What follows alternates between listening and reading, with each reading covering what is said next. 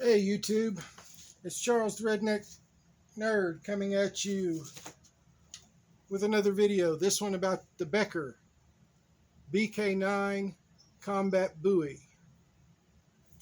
made by Kabar, designed by Becker. And let's get right on into it. The BK9 Bowie has a 9-inch blade made out of 1095 Crovan. That is like regular 1095, but with chromium and vanadium added to it for additional toughness and hardness. It has a 9-inch blade, like I said, 5.75-inch handle, does have an integrated lanyard hole, exposed pommel. The blade is 0.188 in thickness, in other words, about 3/16 of an inch. And it does normally come with a traction powder coating on it. Now, it also comes with Zytel handles normally. My Zytel handles, like all Zytel handles, are extremely slick. A lot of people go ahead and buy aftermarket grips, which are available $45 or so in my Carta. I'm not going that route. I decided to wrap it initially, you can kind of see it here, with some baseball bat grip tape. Did okay, wasn't quite as grippy as I wanted. So I then went back to my old standby, the silicone rescue tape used for plugging, helping stop leaks in pipes and hoses. That worked better. I gave it about 3 wraps around, because even with the big Becker handles, my fingers are so big that to really get it to where it felt comfortable to me, I needed a little added thickness. Now the space between the guard and the pommel swell back here is 4.75 inches. So basically every hand should fit, because my hand fits within it. And I wear XL to XXL gloves. A lot of that's because of these extremely long monkey fingers, like my wife says I have. That's neither here nor there. Now, the blade, you'll notice, has also been somewhat modified. I've given it a high polish, basically from where the saber grind starts down. I also gave it the same polish up here on the clip point. Now, it's not really difficult, because I did it after about 6 hours of use, and the powder coating was really already starting to wear pretty significantly. So all told, it took about 10 minutes in total, 5 minutes per side, to strip that off with just some 80 grit sandpaper. Please wear breathing protection when you do that, and eye protection. Safety warning, YouTube. Now, once the blade was stripped, you could see the vertical grind marks all the way on the blade and on the clip point. Even though the swedge is not sharpened, you could still see the grind lines. So to get rid of those, I spent approximately 1.5 to 2 minutes per side with a 200 grit sandpaper. That pretty much removed all the grind lines, or enough that they weren't really that noticeable.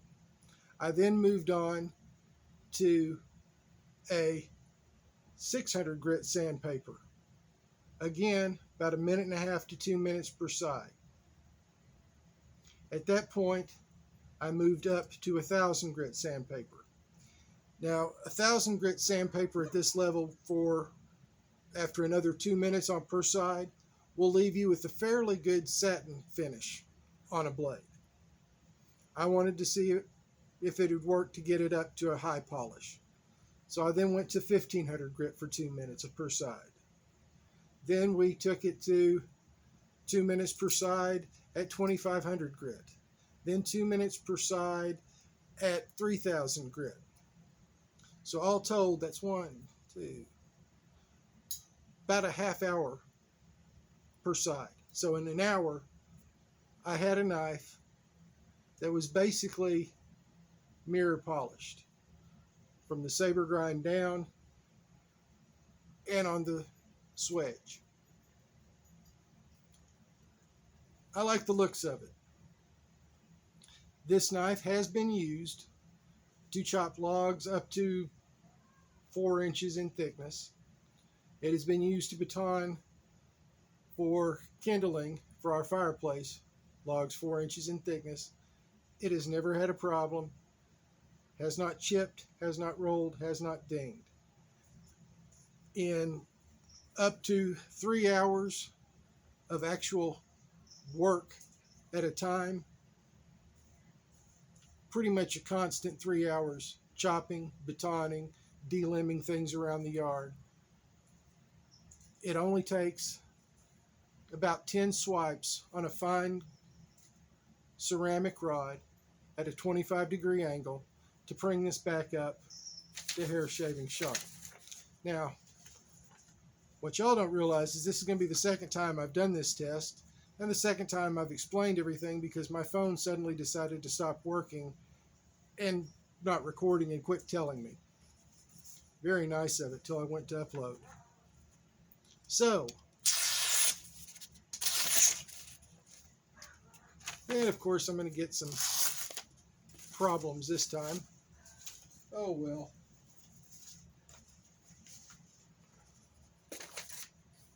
Thus is life on the intrawebs. So let's go even finer and see if we can get this to cut a piece of phone book paper. And apparently it will cut phone book paper. So it doesn't take much to get it back to shaving sharpness. And I didn't even strop this from the last time I used it. If I'd stropped it after that, I could have gotten it even sharper. Now, right now, on Amazon, this is going for $125. On Knife Center, it's going for, let me see, double check, $134. At that price, it's still a good buy. The biggest downfall on it will be the sheath. Does the sheath work? Yes.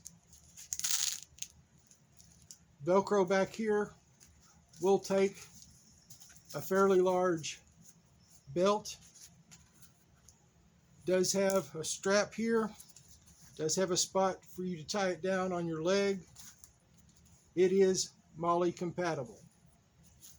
It does come with a pouch, and I can't remember which one of the small Beckers actually can fit here. It does have Kydex insert here, so you can get a small 2-inch Becker that will work as a companion knife. In addition, it also has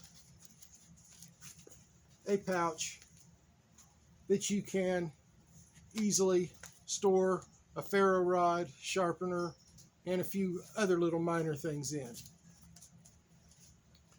While it does have a Kydex insert, there is absolutely no retention for the knife. It will pretty much fall out unless, like this one did, your lanyard gets stuck on the retaining strap. Would I buy it again? I think I got mine for $110 when I bought mine. Would I buy it again for $125 or $130? Yeah. You basically get a Kabar Becker combat Bowie that is going to be nearly indestructible and will do everything you want. I mean, what more can you say? Now, we'll go to shout outs. First one Scab, Choir Boys Cutlery. Hey Scab, you really need to get a BK9, brother. Go watch his videos. I'm sure if he can get his hands on one, he will do a hard use video that's not abuse, but will show the full capabilities of a BK9. Joe, Steel Forged in Fire, Sword and Knife. Again, Joe has great videos. He will tell you what you need to hear about a knife and show you. Is it good? Same with swords. And he'll also have some of the best videography you're going to see that will leave you going, dang, that's pretty. Then my good buddy Gruggs at Legion Tactical Cutlery. Gruggs has been there for me for a while now. He's a good guy. He does exceptional videos, putting a knife through every pace and showing you every step of the way what it can and can't do. And then if it doesn't do what he thinks it should, he will tell you and let you know, is it worth your money or not? Blade Talk with Scab and Joe. They have designers. They have shop owners on sometimes. You'll get a lot of first-hand information you might not have ever realized you were wanting, but realized afterward you really needed it. Gives you insights. Well, this is the Redneck Nerd, and I'm going to be signing off until next time. Y'all take care. Have a good rest of the week.